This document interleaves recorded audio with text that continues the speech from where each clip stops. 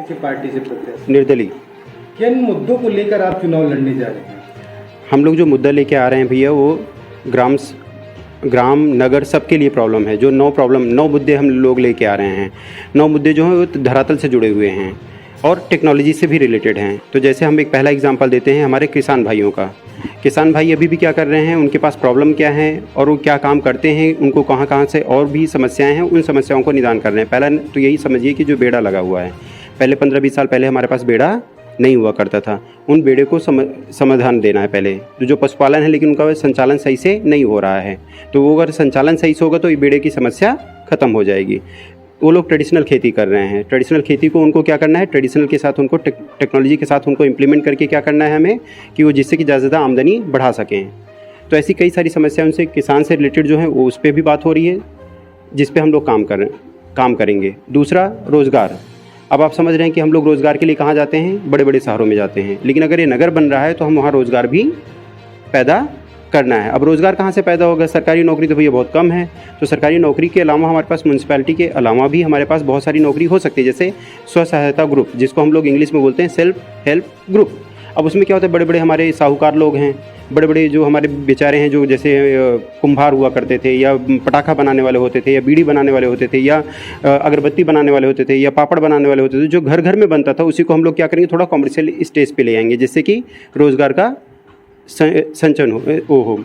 लेकिन रोज़गार करने से पहले हमें क्या करना पड़ेगा, विद्या और उसके स्किल्ड को भी बढ़ाना पड़ेगा। तो साथ ही साथ हम लोग क्या कर रहे हैं, थर्ड मुद्दा हमारा जो है, तीसरा जो पॉइंट है वो क्या है, शिक्षा और व्यावसायिक शिक्षा, मतलब जिसको बोलते हैं स्किल्ड, जो हमारे प्रधानमंत्री भी बोलते हैं कि भैया स्किल्ड बनाओ, और बच्चों को उस तरीके से। ये बताइए, पहले ग्राम सभा, अब नगर पंचायत बनी, तो लोगों की क्या निजी समस्याएं हैं?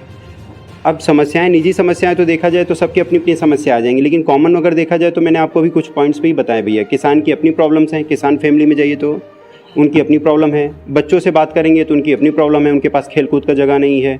संस्कार के लिए जैसे पहले होता था, हमारे यहाँ नौटंकी हुआ करती थी भाई, या थिएटर हुआ करते थे, अब वो ख़त्म हो गए हैं। कल्चर्स को बढ़ावा नहीं हो पा रहा है। अब औरतें के पास जाइए तो उनके पास ये होता था कि पहले औरतें एक दूसरे के साथ बैठ के बात करती थी, अब औरतें एक दूसरे के साथ बात नहीं करती हैं। बहू बेटियों के पास जाइए तो पढ़ी लिखी हैं, लेकिन उनको रोज़गार या उनको डर लगता है, भाई बाहर जाने नहीं देंगे।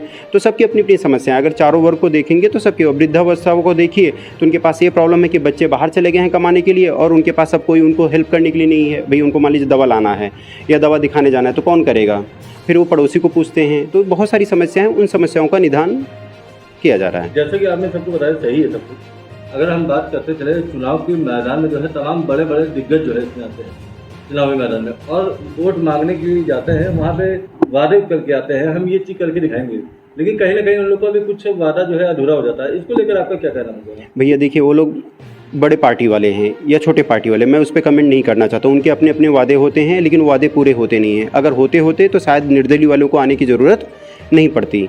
मतलब कहने मतलब वो धरातल से जुड़े नहीं हैं।